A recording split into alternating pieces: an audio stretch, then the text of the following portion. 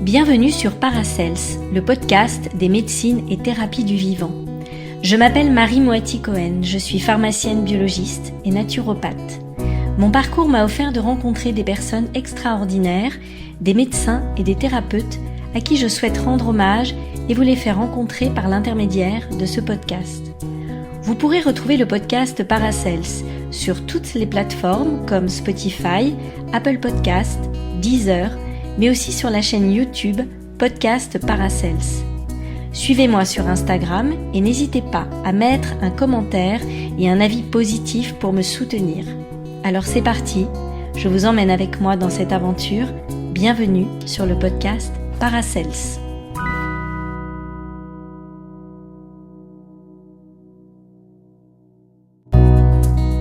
Dans notre quotidien, le son est partout. Nous sommes des êtres vibratoires, sensibles à la vibration que procure le son. Clélia Félix, dans son ouvrage Vibration, paru en 2020, écrit « Il nous connecte à l'univers, à l'unité, à notre vraie nature, notre essence divine. Tout ce qui existe est vibration, tout ce qui existe est donc son. L'univers est un immense orchestre. Et si la vibration du son avait un pouvoir thérapeutique ? Pour mieux approcher le pouvoir du son, mon invité d'aujourd'hui nous emmène à la découverte des bols chantants, de la tradition au pouvoir thérapeutique de ces instruments. Formés pendant plus de 7 hivers dans la plus pure des traditions, au temple de Swayambhu, à Katmandou, auprès du maître Sri Krishna Shahi et de ses enfants, Romain Céléron s'est installé à Genève en Suisse pour transmettre ce savoir ancestral. Bonjour Romain, peux-tu te présenter en quelques mots ? Bonjour Marie, alors moi c'est Romain Céléron et du coup je suis musicien de formation, je suis très intéressé par tous les instruments à cordes principalement. Je faisais beaucoup de flamenco, de jazz et de blues et j'étais aussi très intéressé par l'archéologie et l'anthropologie, ce qui m'a poussé à faire des voyages quand j'étais plus jeune, notamment en Inde et ensuite en Australie. Et c'est d'ailleurs pendant le voyage en Australie que j'ai rencontré un bol pour la première fois. Et quand je l'ai joué, j'étais fasciné par le son que ça pouvait faire. Et en plein voyage au cœur de l'Australie, dans un rocher sacré pour les aborigènes qui s'appelle Uluru, j'ai décidé de faire le tour de ce rocher en jouant du bol. Et 6 mois plus tard, un ami me propose de partir au Népal avec lui, parce qu'il y allait quand il était petit.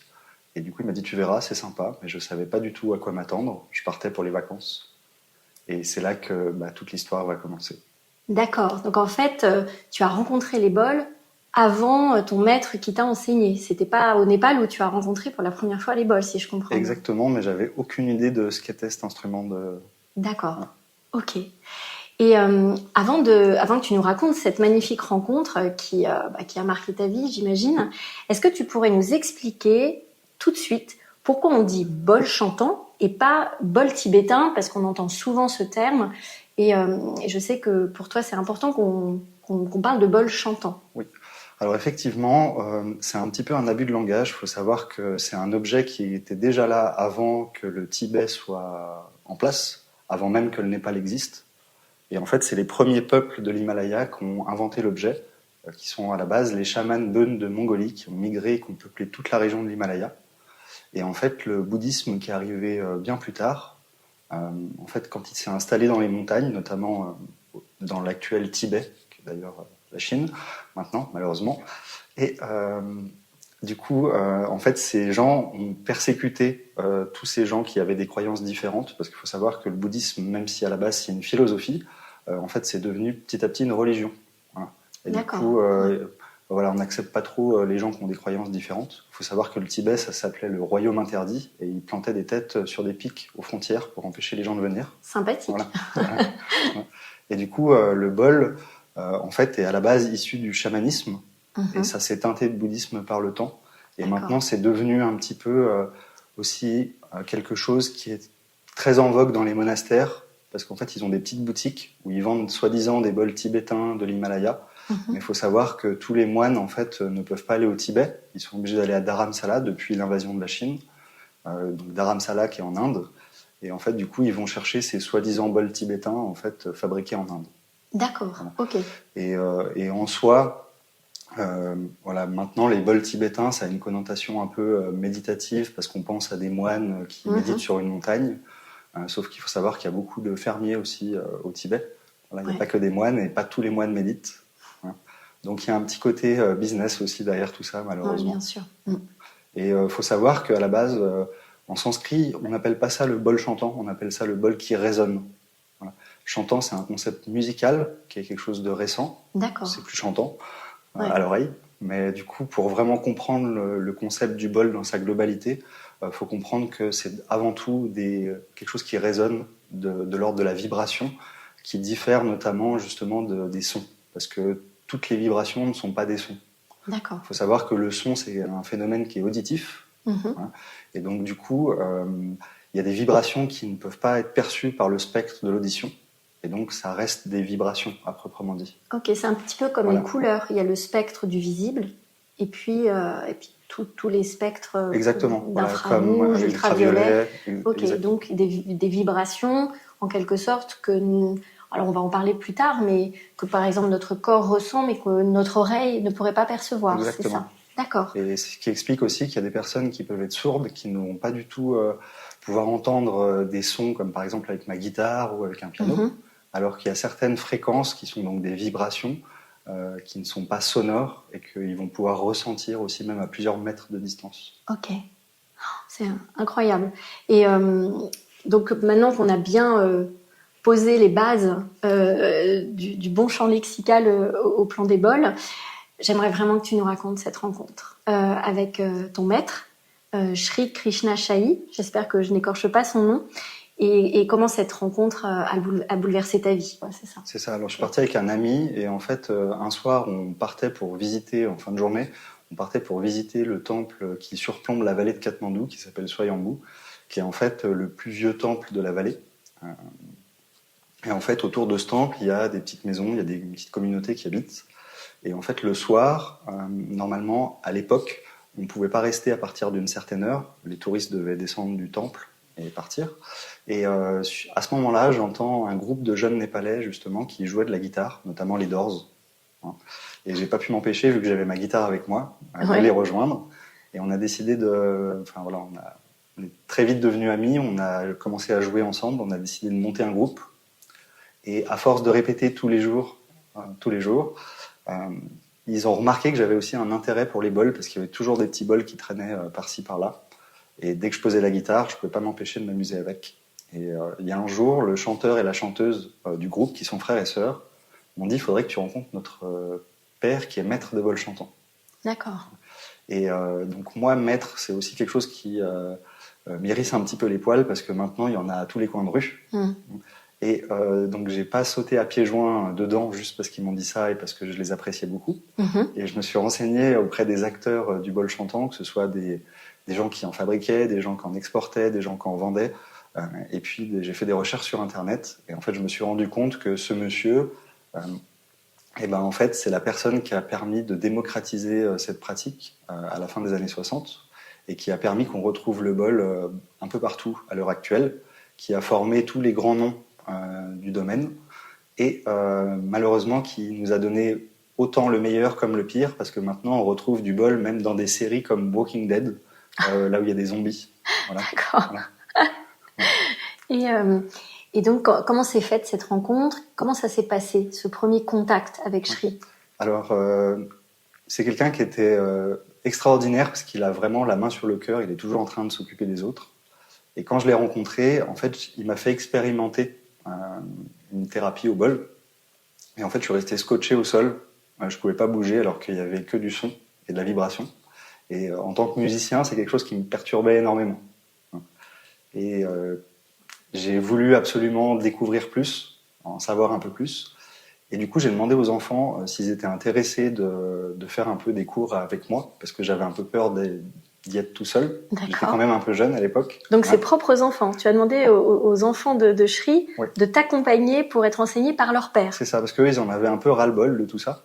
D'accord. Justement, ils avaient envie de couper un peu avec la tradition, ils voulaient un peu s'occidentaliser, ils voulaient être un peu plus comme nous, sortir, faire des choses à l'occidental. Et du coup, ça a été un peu compliqué de les motiver, mais finalement, ça s'est fait. Et en fait, le père était plus qu'heureux de enfin pouvoir transmettre J'imagine. son savoir à ses enfants. Et moi, je me suis retrouvé juste au milieu de tout ça, donc j'ai été très chanceux. Ouais. D'accord. Et combien de temps a duré cette formation pour toi? Et ben, à la base, c'était censé durer quelques mois. Ouais. En fait, vu que je retournais à chaque fois là-bas et que j'étais tout le temps fourré au Népal, Ouais. en fait, à la fin, il s'est avéré que ça a duré maintenant plus de 8 ans. Enfin, c'était 7 ans à la base, mais ça a continué encore un petit peu par la suite. Ouais. Il faut savoir que même quand j'y retourne, j'ai encore des choses à apprendre, Ouais, même s'il me dit que c'est terminé. C'est un apprentissage infini. Exactement. Et en fait, comme c'est quelque chose qui m'a énormément aidé personnellement, dans mon bien-être et qui a permis aussi d'aider des gens de ma famille. C'est d'ailleurs en travaillant sur ma grand-mère au tout début que j'ai pu vraiment avoir l'assiduité de faire les choses correctement, quand j'ai vu les résultats que ça pouvait lui donner. D'accord. Et du coup, je me suis vraiment lancé dedans corps et âme. Parce que Shri, en fait, t'a enseigné donc la pratique des bols, mais il t'a aussi enseigné le pouvoir thérapeutique, ou c'est quelque chose que tu as développé dans un deuxième temps? Est-ce que tu peux nous expliquer un petit peu? Alors, c'est vrai que c'est un petit peu complexe, il y a plusieurs paramètres. Il nous a transmis donc sa pratique des bols, il nous a transmis aussi son immense savoir, parce qu'il faut savoir qu'il a voyagé dans le monde entier pendant toute sa carrière, au détriment de laisser sa famille un peu sur le carreau, à force de toujours s'occuper des autres. Mais il n'y a presque pas un pays que je connais où il n'est pas allé. Et ensuite, j'ai aussi passé beaucoup de temps avec différentes obédiences de moines et de prêtres dans la région de Katmandou, où j'ai appris aussi pas mal de choses sur l'utilisation de certaines vibrations, et certains sons, et certaines philosophies aussi, à travers tout ça. Et en rentrant aussi ici, j'ai eu la chance de commencer à travailler avec certains docteurs qui m'ont permis aussi de développer beaucoup de savoir au niveau justement des effets thérapeutiques de tout ça. Donc c'est un savant mélange un peu de tout. Ouais. Alors, est-ce que tu pourrais justement nous expliquer, au travers de toutes ces différentes approches dont tu nous parles, ce pouvoir thérapeutique? En quoi les bols chantants peuvent aider, soigner, peut-être jusqu'à guérir une personne, mais voilà, parle-nous de ton expérience et puis et de comment le bol agit en fait sur le corps. Alors déjà, il faut savoir que le bol, c'est un outil. Et en fait, dans l'apprentissage aussi, il y a quelque chose qui est très important, c'est de comprendre qu'on est, nous, le bol au final, que les vibrations, on les a en nous. On est un être vibratoire. Et donc, tout ce qu'on peut appeler le magnétisme, toutes ces choses-là, c'est de la vibration. Et donc, c'est important aussi de travailler sur notre propre vibration avant de travailler avec les bols pour décupler un peu tout ça. Ensuite, il faut savoir que les bols, ils ont vraiment énormément d'impact, étant donné leur très grand large spectre de fréquences qu'ils peuvent générer. Et ils vont travailler sur beaucoup d'aspects de l'être. Il y a une partie des vibrations du bol qui sont donc sonores, qu'on va entendre à l'oreille, et qui, elles, vont travailler comme la musique au niveau de l'émotion. D'accord. Et l'émotion peut arriver à libérer des tensions, ou des schémas, ou des choses comme ça. Et ensuite, il y a la partie des vibrations qui, elle, va travailler vraiment beaucoup plus dans le corps. Je prends souvent l'exemple d'un immeuble qui se fait traverser par des Wi-Fi. Ouais. En fait, en traversant, les Wi-Fi traversent tous les murs, les étages, etc. Et en fait, dans le corps, ces vibrations-là vont faire un peu la même chose, c'est-à-dire qu'en traversant, elle va détendre. En détendant les muscles, les tendons, en dilatant les vaisseaux sanguins, en permettant au sang d'affluer beaucoup mieux à tous les organes, d'amener l'oxygène un peu mieux partout. Et ça, juste en se faisant traverser par le bol. Il n'y a absolument pas besoin d'avoir un quelconque savoir, parce qu'au final, c'est le bol qui va faire ce travail-là. D'accord. Et le corps va recevoir... quand on fait résonner ou chanter un bol, on voit bien qu'il y a tout un spectre de fréquences. Mais comment savoir, ce que le corps va recevoir? Est-ce que toutes les vibrations sont bonnes pour tout le monde? Est-ce qu'on doit choisir des bols plutôt qu'un autre par rapport à un patient? Est-ce que tout ça, ça se matérialise d'une certaine façon? Ça s'apprend? Alors, en soi, il n'y a pas d'effet secondaire par rapport à ça. La Ok. seule chose qui peut être perturbante, c'est des personnes qui vont taper avec une intensité beaucoup trop forte et qui vont en fait brusquer la personne, ils vont un peu forcer la porte Ok. voilà, pour rentrer. Et du coup, ça peut chambouler un petit peu et bouger des choses auxquelles on ne s'attend pas. Par contre, il faut savoir que malheureusement, à notre époque, on cherche absolument à mettre les choses dans des cases et à rendre les choses, on va dire, soi-disant scientifiques. Hein. Et du coup, par exemple, il y a beaucoup d'approches des pratiques avec les vibrations ou les sons, où on va utiliser des fréquences particulières pour traiter un organe particulièrement ou une zone particulière. Sauf que malheureusement, il faut savoir que la complexité d'un corps humain varie d'une personne à l'autre et il ne peut pas avoir une fréquence universelle pour traiter, par exemple, tous les cœurs de tous les êtres humains, sachant qu'on a tous des fréquences cardiaques différentes, par exemple. Et donc, en fait, dans ce sens-là, le bol, il s'adapte beaucoup mieux à la complexité d'un corps, parce qu'il va, du coup, produire énormément de fréquences. Et en plus, quand on couple à ça plusieurs bols, c'est vraiment, ça amplifie le phénomène et ça démultiplie les fréquences qu'on va pouvoir générer, sachant qu'on peut, en plus, modifier ces fréquences-là. Oui, surtout que le corps a une capacité aussi d'auto-organisation et puis va de façon très systémique en fait recevoir, donc si je comprends bien, cette vibration et s'organiser autour. C'est ça? Exactement. Ok. En fait, ça va forcer aussi un phénomène de rééquilibration qu'on a en nous. Ok. Et en fait, je prends souvent aussi cet exemple-là. Il y a un aspect de cette pratique qui utilise ce qu'on appelle la résonance. Hein. Et en soi, la résonance, c'est quelque chose que les femmes ont peut-être expérimenté quand on prend par exemple 4 copines qui ont leur période menstruelle à des moments différents. C'est vrai. Quand on les met toutes dans la maison, au bout d'un moment, elles vont se synchroniser, avoir leur période en même temps, ce qu'on appelle aussi la synchronicité des phases. Il faut savoir que le corps humain marche énormément comme ça. En fait, on l'oublie souvent, mais si on a appelé ça les rythmes digestifs, les rythmes cardiaques, les rythmes respiratoires, les rythmes menstruels, etc., c'est pas pour rien. C'est parce qu'en fait, on génère des vibrations. On a notre petite mélodie intérieure qui nous est propre. Et en fait, elle s'adapte à toutes les vibrations qui nous entourent. Parce qu'en fait, on évolue dans un environnement qui est vibratoire, au contact de personnes qui sont vibratoires. Et on se fait traverser par tout ça. Et du coup, on va s'adapter. Et le bol, par sa très large palette de fréquences, va justement créer beaucoup de résonances qui vont relancer un peu les rythmes naturels de la machine. D'accord. Ok, c'est intéressant. Et alors, ici, on est dans un espace, on va en reparler. Nous sommes entourés de dizaines, peut-être de centaines, de centaines de bols. Plusieurs centaines. Ouais. Et on a autour de nous des petits, des grands, des moyens, et un petit peu toutes les tailles de bols. Est-ce qu'il y a une différence entre un petit bol, un grand bol, et le pouvoir thérapeutique global de ces bols? Alors c'est vrai que par rapport au bol, il y a énormément de tailles et de dimensions différentes. Faut savoir que malheureusement, on va pas pouvoir faire les mêmes techniques avec un grand bol qu'avec un petit bol. Donc à voir les techniques qu'on va utiliser. Par contre, il y a une chose qui est sûre, c'est que en fait, à l'heure actuelle, on cherche absolument à mettre des adjectifs autour du bol chantant, que ce soit par exemple des bols chantants thérapeutiques, qui donnent très envie aux personnes de les acheter plus que des bols chantants normaux. Voilà. Donc ça me permet de rappeler que rigoler, c'est thérapeutique. Voilà. Exactement. Et ensuite, il y a aussi une chose, c'est que maintenant, on a l'impression qu'il faut avoir toute une panoplie de bols pour arriver à traiter des choses, notamment, par exemple, avoir les bols de tous les chakras. Ouais. Voilà. Sachant que les chakras, c'est quelque chose qui nous vient d'Inde. D'accord. Voilà. Ouais. Donc, ça, c'est pas vraiment de la région de l'Himalaya. Et donc, en fait, c'est surtout un concept qui a été ajouté avec le yoga ces dernières années, mais qui, en fait, permet aux vendeurs de vendre beaucoup de bols. Et en fait, il faut savoir que quand on comprend l'utilisation d'un bol, on va pouvoir faire beaucoup de choses avec, parce qu'un bol est capable de générer énormément de fréquences, justement. Et après, c'est un petit peu comme voir ça un peu comme du bricolage, je dis souvent. Quand on veut faire des travaux, si on n'a qu'un marteau, on est un petit peu limité. Par contre, si on a un marteau et un tournevis, on va pouvoir faire plus de choses. Et dans ce sens-là, voilà, d'avoir 1, 2 ou 3 bols, c'est déjà largement suffisant pour couvrir une certaine panoplie de techniques.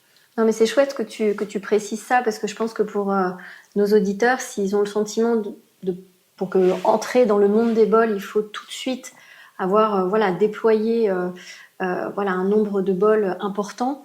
Et puis ça a un coût quand même, surtout si on veut acheter un bol de qualité. Alors justement, puisqu'on parle des bols et de la qualité des bols, est-ce que tu peux nous expliquer un petit peu comment acheter un bon bol?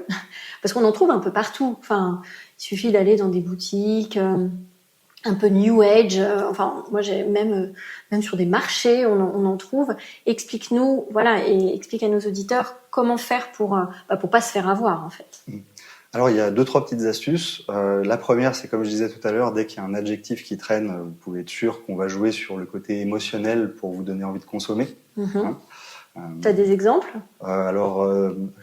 J'ose pas trop en parler, on va dire. Mais parce que c'est un peu des marques qui utilisent ça. Ouais, c'est ça. Alors voilà, dès que vous voyez une trademark et des choses avec des gens qui se rapproprient l'objet ou qui ont modifié l'objet, en général, il y a un petit peu anguille sous roche. De la lune de Pluton, etc., voilà. Ce genre de choses, de la constellation, je sais pas quoi. Oui. Ok. Voilà, c'est ce genre de bol.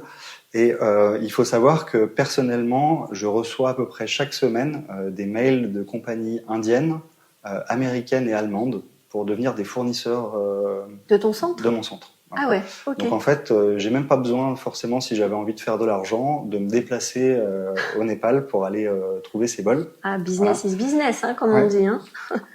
Et ensuite, il faut savoir que malheureusement, c'est très compliqué, c'est long le processus de fabrication. Et donc, on peut pas retrouver des millions de bols justement fabriqués à la chaîne dans des magasins et autres. Ouais. Donc, en fait, les bols de qualité vont pas se retrouver chez des vendeurs. D'accord. Voilà. Les bols de qualité vont se retrouver chez des gens qui réellement pratiquent les thérapies. Ok. Voilà. Donc déjà, ça peut être un indice. Ensuite, la chose, et quelque chose que Shri disait toujours, le bol chantant, c'est avant tout une expérience du cœur. Alors, dit comme ça peut faire un peu niais, mais il faut savoir que quand on comprend la chose, déjà, c'est-à-dire qu'on va pas écouter les bols avec nos oreilles, donc purement au niveau sonore, même si c'est important, voilà, d'avoir un son qui nous plaît, c'est que d'abord on le ressente, en fait. C'est-à-dire qu'on ne peut pas acheter un bol sur Internet, par exemple, c'est important de l'avoir dans la main et de ressentir sa vibration. Hein. Et comme un cœur, on en parlait tout à l'heure, on en a tous un différent. Voilà, on vibre pas tous de la même manière au niveau du cœur. Et on va pas tous apprécier forcément les mêmes vibrations, les mêmes sons.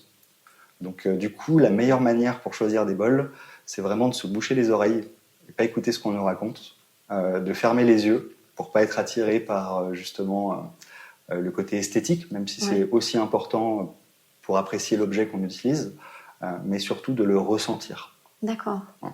Et comment tu aides les personnes qui viennent se former de ton centre quand elles veulent acheter un bol? Comment ça se passe? Alors justement, j'essaye au maximum de ne pas vendre des bols comme ça, on va dire, même si voilà, des fois ça me fait plaisir de pouvoir amener un bol à une personne qui en aurait besoin, mais j'essaye de garder, vu que c'est des choses que je dois me déplacer à l'étranger pour aller les chercher, et qui me prennent beaucoup de temps, je garde un peu ça pour les personnes qui ont suivi les formations et également pour les personnes qui suivent les traitements, parce qu'il faut savoir que c'est quelque chose qui peut être très important pour eux, parce que ça leur permet de pouvoir l'utiliser dans leur quotidien sans avoir besoin forcément de venir régulièrement faire des séances. D'accord. Voilà. Et donc je vais passer aussi beaucoup de temps avec la personne quand elle va choisir les bols pour un peu l'aider et puis essayer de freiner les pulsions d'achat. D'accord. Pour être sûr que ce soit quelque chose qui sera bien utilisé. Voilà. Si je comprends bien, tu participes en fait à une rencontre. En fait, c'est vraiment la rencontre d'un bol et d'une personne, d'un être vibratoire. Et puis, il faut vraiment que cette rencontre se fasse de façon presque spontanée, qu'il n'y ait pas de recherche derrière, c'est ça? Alors, il peut y avoir une recherche dans le sens où on peut y passer quand même un petit peu de temps. Ce qui est important, c'est aussi d'en écouter pas mal pour un peu se rendre compte que, en fait, il y en a un qui fera quelque chose que les autres ne font pas pour nous. Ouais. Hein, et ce sera pas forcément le même bol pour tout le monde, et heureusement d'ailleurs, sinon... parce que sinon ce serait compliqué. Et voilà, après c'est aussi un cheminement, et comme je le disais tout à l'heure, d'en avoir peut-être un ou deux, c'est aussi bien. C'est un peu comme la nourriture, des fois on aime manger ça, des fois on préfère ça, et des fois le bol qu'on adore, on l'aime un peu moins ce jour-là, et c'est peut-être un autre qui nous apportera un peu plus. D'accord. Ouais. Et tu nous parlais de la complexité de la fabrication d'un bol. Est-ce que tu peux nous expliquer comment c'est fabriqué un bol chantant? Oui. Alors le bol, en fait, pareil, on voit beaucoup de vidéos alors On a l'impression que maintenant, il y a des fabricants qui font ça de manière artisanale à tous les coins de rue. Ouais. Voilà. Et en fait, on voit à chaque fois des gens qui travaillent des galettes de métal, d'un alliage ou des lingots, d'un alliage déjà tout préfait. Et en fait, ils vont faire réchauffer ce lingot, cette galette, et ils vont étirer le métal quand il réchauffe. Alors que traditionnellement, quand on fabrique le bol, on travaille le métal quand il est en train de presque en fusion. Voilà, on va le faire couler dans un petit creuset. Et en fait, quand il commence gentiment à se refroidir, mais pas totalement, on vient étirer le métal avec des pinces. Okay. Quand il y a d'autres artisans qui viennent le marteler, et ils le tournent en même temps, ce qui va lui donner petit à petit la forme d'un bol. D'accord. Et du coup, c'est quelque chose qui va être totalement aléatoire. On ne peut pas déterminer les milliers de coups de marteau où ils vont tomber pendant la fabrication. Et donc, ça va nous faire un objet qui est absolument non calibré. On ne va pas pouvoir déterminer les fréquences d'un bol à l'avance, comme on peut le voir à plein d'endroits. En fait, on fabrique le bol et puis on verra bien qu'est-ce que ça va nous sortir. Pas de bol en série, en fait. Exact. Chaque bol est unique. Oui. Okay. Et alors, il faut savoir aussi que malheureusement, il y a beaucoup de bols à l'heure actuelle qui sont en fait coulés dans des moules et qui sont ensuite martelés après coup. D'accord. Et en fait, je suis tombé aussi un peu de haut. Après plusieurs années justement au Népal, je me suis rendu compte que quasiment tous les bols qu'on trouvait même au Népal sont faits industriellement en Inde. Ils sont acheminés par camion, par avion, et ils sont tout lisses. Ils sont tout beaux, tout jolis. Okay. Et en fait, il y a des ados en arrière-boutique qui martèlent les bols à l'intérieur et à l'extérieur, ce qui leur donne un look fait main. Ouais, c'est un petit peu ce qu'on retrouve dans le monde du prêt-à-porter, où on a l'impression d'un produit made in Italie, mais voilà, la plupart ont été fabriqués dans des pays c'est ça. Voilà, en voie de développement. Mais, et puis, ok. Après, en soi, pour la plupart des gens, c'est pas quelque chose qui va être embêtant. Parce que du coup, ça dépend vraiment en fait de l'utilisation qu'on va en faire. Si je suis aussi pointilleux, c'est parce que pour traiter certaines pathologies, si on n'a pas des fréquences particulières, ben en fait, ça va rester juste quelque chose de sonore et du coup qui peut parfois arriver à relâcher une tension, mais pas forcément dans tous les cas.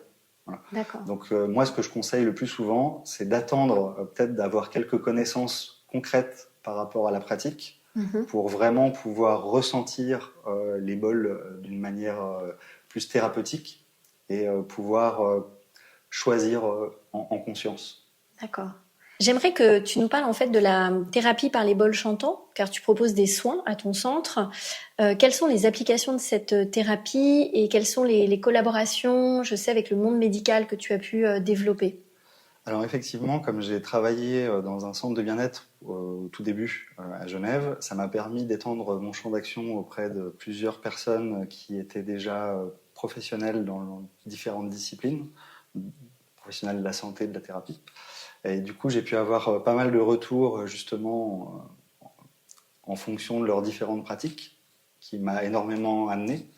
Et ensuite, j'ai pu collaborer avec un monsieur qui est le docteur Gamba, qui est à la base immunologue, allergologue, spécialiste du microbiote, et qui, en fait, est venu faire une séance au tout début, à la base quand j'étais dans mon appartement. D'accord. Et mais il m'avait pas dit pourquoi il venait, sa raison et autres. Et on a pu déceler les problèmes qu'il avait. D'accord. Et ça a piqué sa curiosité parce que sans poser de diagnostic médical, en fait, on a pu déceler ces choses-là. D'accord. Lui ne t'avait rien dit en fait de ses problèmes et du pourquoi et de la raison pour laquelle il venait. Ok. Et après coup, en fait, on a commencé à se revoir. Il est revenu refaire des séances et comme ça a été le cas à chaque fois. En fait, il a commencé à prendre ça de plus en plus au sérieux. Il faut savoir qu'en fait, il est spécialiste aussi de tout ce qui est de la méditation. Il organise beaucoup d'événements autour de ça à Genève et autres. Et il a eu la chance, en fait, de déjà expérimenter des thérapies au bol, des thérapies vibratoires auprès de plusieurs personnes qui sont vraiment reconnues dans ces milieux-là. Et il a pu me confirmer que pour la première fois, ça dépassait le simple fait de la relaxation. D'accord. Et du coup, il a commencé également à m'envoyer ses propres patients et des patients qui étaient suivis à l'hôpital, qui souffraient de troubles digestifs au niveau notamment du microbiote et autres. Et c'est des choses qui ont pu énormément les aider. Ok. Et de fil en aiguille, en fait, il m'a fait rencontrer une de ses élèves, qui est maintenant une spécialiste de la périnatalité, Ouais. qui est reconnue dans tout le milieu francophone pour les grands prémas et autres, et qui m'a aussi donné l'opportunité de venir à des journées de formation post-graduée, notamment à l'EPFL, dans son cadre avec le CHUV, pour former notamment tous les futurs psychomotriciens ou pédopsychiatres de Suisse romande. Alors pour les personnes qui ne savent pas, le CHUV, en fait, c'est le centre hospitalier universitaire de Lausanne, dans le canton de Vaud.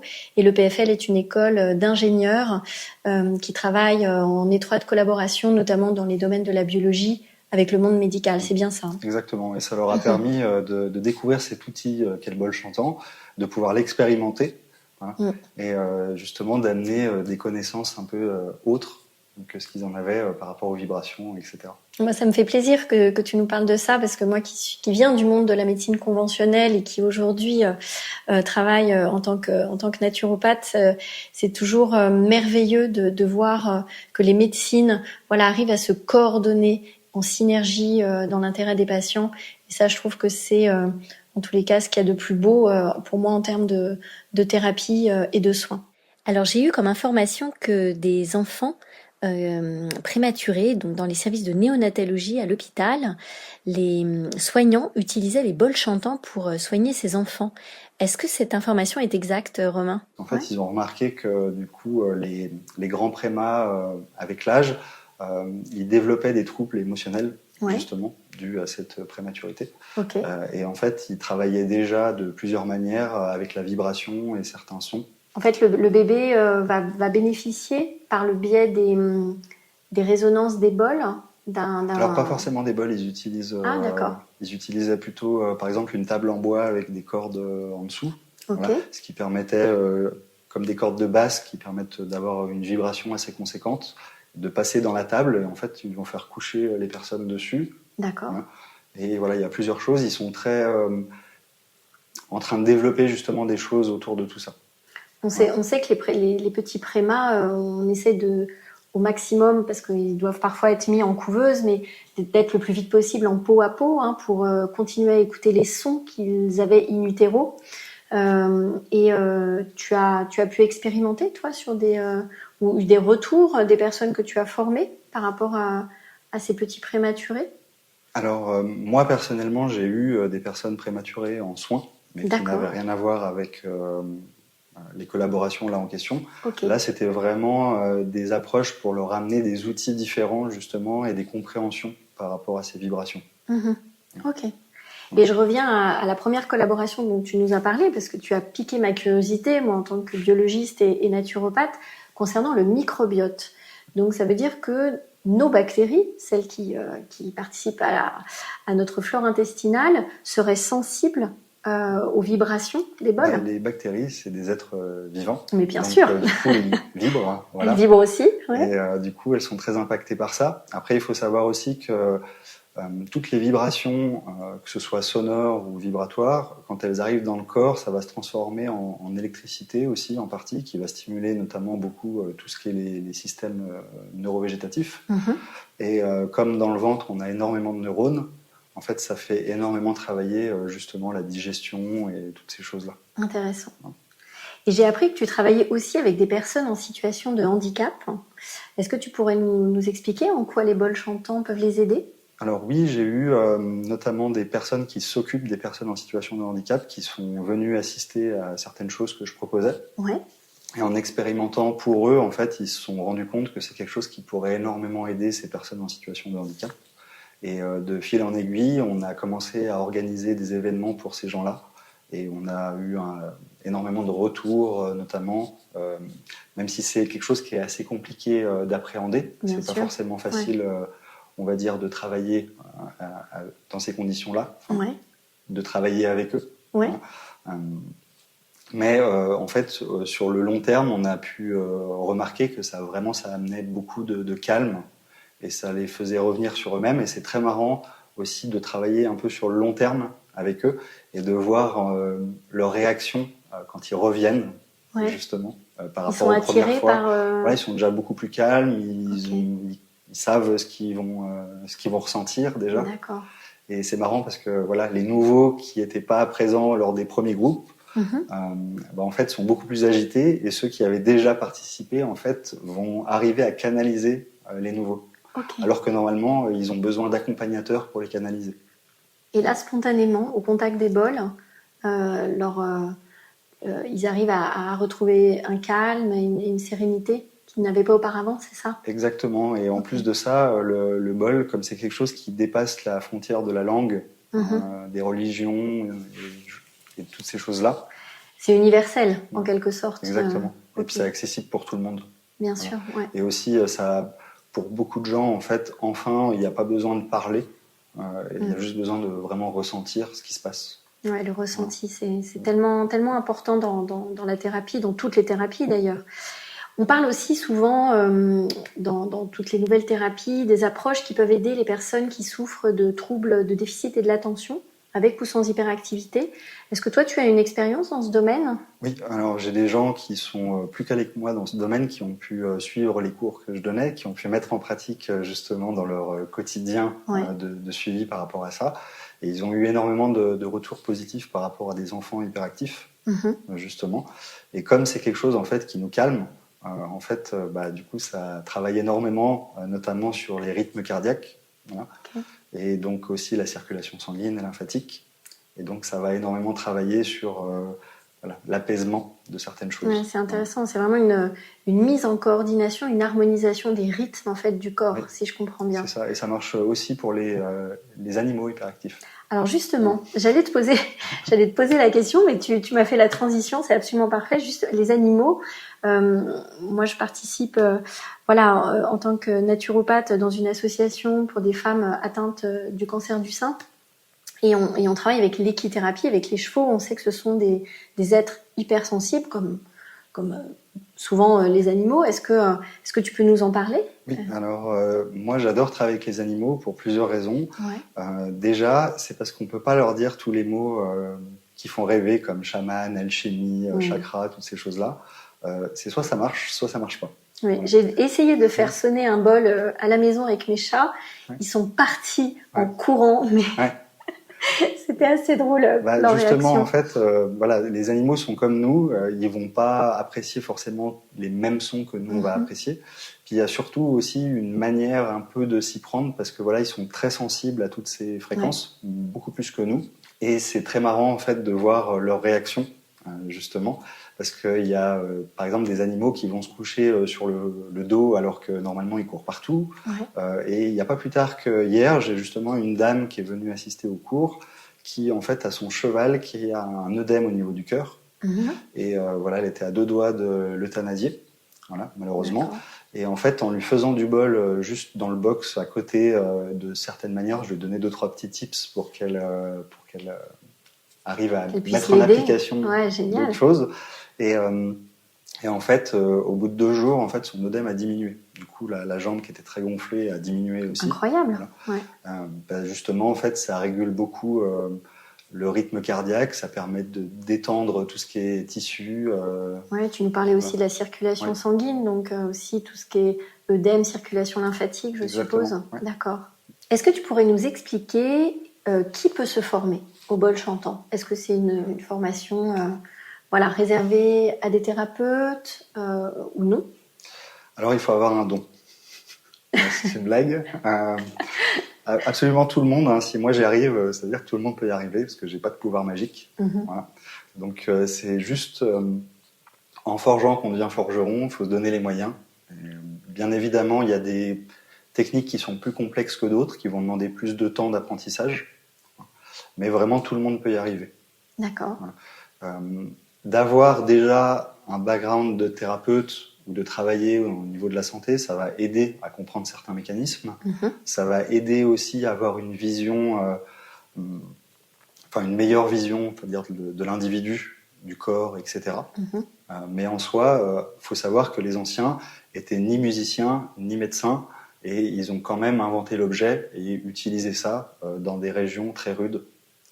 Et ce qui leur a permis justement d'arriver à survivre. D'accord, donc c'est vraiment une pratique, alors thérapeutique, même si on n'est pas thérapeute ouverte à tous, Alors j'ai l'impression qu'il y a quand même beaucoup de formations qui fleurissent autour des bols parce qu'il n'y a pas besoin d'une pratique ou d'une technicité particulière, à part, voilà, comme tu viens de nous le dire, pour certaines indications. Mais quel est le gage de qualité d'une bonne formation en bol chantant? Alors justement, malheureusement, c'est aussi très triste. Des fois, j'ai même carrément envie d'arrêter personnellement parce que faut savoir que Shri a beaucoup été copié et un peu utilisé par rapport à sa très grande gentillesse. Je pensais que c'était quelque chose qui n'arriverait pas en Suisse parce que c'est quelque chose que je pensais qu'on était plus carré par rapport à tout ça, et en fait pas du tout. Il faut savoir que j'ai moi-même été copié par des personnes qui sont venues faire 2 cours et puis après ont monté leur école. Voilà. Et j'ai beaucoup de gens régulièrement qui viennent faire les formations, qui sont très déçus d'avoir fait des formations qui étaient très chères en plus et qui au final n'ont pas appris grand-chose. D'accord. Donc comme je dis, en fait, il faut se méfier de toutes les formations en fait qui sont des vendeurs de bol. Voilà, ou des vendeurs d'instruments, voilà, où ils viennent mettre plein d'instruments de musique dans ce qu'on appelle la sonothérapie. Ouais. D'ailleurs, ça me permet aussi de parler de ça en une phrase. Ouais. Mais la sonothérapie, c'est donc la thérapie par les sons. Et donc les sons, c'est quelque chose d'auditif encore, comme la musique par exemple. Mais encore une fois, le bol est avant tout quelque chose de vibratoire. Mais pour ces formations, il faut voilà, faire attention aux vendeurs de bol et puis se demander est-ce que les gens font vraiment des traitements, est-ce qu'ils ont un peu des personnes du corps médical qui s'intéressent aussi à ça, qui travaillent un peu en partenariat, et surtout de se renseigner sur leur propre cursus. Ouais. Voilà. Et ensuite, il faut savoir que personnellement, même si j'ai eu un cursus particulier pendant toutes ces années, j'ai encore mis en pratique ce que j'ai appris pendant de nombreuses années avant de me lancer dans l'enseignement. D'accord. Voilà. Donc voilà, on va dire ces gages de qualité-là, c'est vraiment de ne pas chercher à vendre des bols, d'avoir déjà mis en pratique ce qu'on enseigne. Et puis éventuellement, si on a la chance de pouvoir travailler avec certaines personnes du corps médical. Non, mais ça me semble cohérent. Hein. Ouais, ça reste du bon sens. Ça reste du bon sens. Et puis à partir du moment où alors quand on le fait pour soi, c'est une chose, mais à partir du moment où on va aider une personne ou l'accompagner, quelle que soit la thérapie, on porte quand même une certaine responsabilité et on peut pas faire n'importe quoi. Et justement, est-ce que tu veux nous parler, toi, un petit peu du label de qualité là, que tu es en train de mettre en place dans tes formations ? Alors justement, il faut savoir qu'il y a des personnes, notamment il y a un monsieur qui a été un des tout premiers élèves de Shri, qui a fin des années 60, début 70, qui d'origine allemande, qui a fait à peine une semaine de formation avec Shri, mais comme c'était un des tout premiers, il a pu faire reconnaître au niveau universitaire en Allemagne sa pratique. Okay. Comme il n'a pas d'ego, il a appelé sa pratique par son propre nom. Okay. Voilà. Et du coup, en fait, vous pouvez faire des études de médecine à Berlin, puis faire l'option bol chantant de ce monsieur, et vous avez des crédits pour votre diplôme. Voilà. Donc, il y a aussi beaucoup d'associations, de thérapeutes, de bol chantant, etc., qui existent. Mais du coup, je me suis donné un peu pour mission pour essayer de protéger tout ça, pour pas que ça tombe aux oubliettes, puis qu'on arrête de ridiculiser un peu cette pratique. De vraiment créer un label de pratique traditionnelle avec une charte très poussée, justement pour que les personnes qui veulent suivre un cursus plus professionnel puissent se différencier un peu de tout ça. D'accord. Ouais. Bah, bravo à toi de garantir un petit peu cette tradition et puis qu'elle perdure de cette façon. Alors moi j'ai eu la chance de te rencontrer dans ce magnifique centre au cœur de Genève, le centre du Tigre Blanc. Est-ce que tu pourrais nous dire où est-ce qu'il est possible de te rencontrer à Genève ou ailleurs Est-ce que tu fais des concerts de bol ? Est-ce que tu peux nous parler un petit peu de ton activité au quotidien ? Alors oui, effectivement, je propose déjà des concerts qui sont quelque chose qui permet, on va dire, à un plus grand nombre de personnes de pouvoir découvrir cette pratique. C'est quelque chose que je fais maintenant depuis plus de 8 ans à Genève. Et ces dernières années, j'en vois fleurir un petit peu partout aussi de ça. Donc voilà, ce que je trouve aussi très bien, ce qui permet aux gens d'avoir un deuxième son de cloche, hein, et de se rendre compte un peu des choses. Mais voilà, ça peut être quelque chose qui pourrait être une première approche. Ensuite, dans le centre que j'ai eu la chance de pouvoir monter, que j'ai trouvé un petit peu au bol dans la vieille ville à Genève, j'ai vraiment essayé de créer un lieu qui soit un peu dédié à cette pratique. Et donc, vous pouvez venir me trouver ici. La seule chose, c'est que, étant tout seul à faire beaucoup de choses, c'est un petit peu difficile de me trouver, on va dire, à l'improviste. Alors, si vous avez du bol, peut-être. Mais sinon, c'est mieux de me contacter. Parce que c'est vrai, entre les traitements, les formations, les concerts, et puis je commence à être appelé à partir à l'étranger pour enseigner, notamment en Asie, parce qu'ils s'intéressent de plus en plus à tout ça, et ils aimeraient un peu se réapproprier cette pratique, voilà, qui est un peu tombée en désuétude de notre côté. C'est incroyable que l'Asie vienne appeler un Européen. Qui a appris la tradition, mais... C'est tout grâce à Shri, en fait. Encore une fois, c'est parce que il est en train gentiment de commencer sa retraite. Et donc, avec ses enfants, on est en train de reprendre un peu le flambeau familial. D'accord. Et voilà. Donc, ces enfants ont finalement, malgré leur attirance par la vie occidentale, vont être les garants aussi de cette transmission avec toi. Voilà, j'essaie de pousser un maximum pour pas que je me retrouve tout seul à devoir tout faire non plus. Ouais, ça risque d'être compliqué. Alors, je manquerai pas de mettre tous les liens, les coordonnées que tu voudras bien partager sur Instagram du podcast Paracels, mais aussi en barre d'infos de YouTube. Voilà, comme ça, nos auditeurs pourront éventuellement te contacter s'ils le souhaitent. Merci beaucoup Romain de nous avoir partagé ton savoir, ton expérience, et merci surtout d'être le garant de cette tradition millénaire au service de l'humain. Merci à toi Marie de m'avoir invité et puis de m'avoir permis de parler de cette pratique qui me touche beaucoup et qui me tient très à cœur. Et du coup, je voulais aussi rajouter une petite chose. Comme tu l'as dit très justement tout à l'heure, les bols, c'est quelque chose qui vont pouvoir être utilisables sur nous-mêmes, mais quand on s'attache à travailler sur notamment d'autres personnes, c'est important de ne pas faire les choses au bol.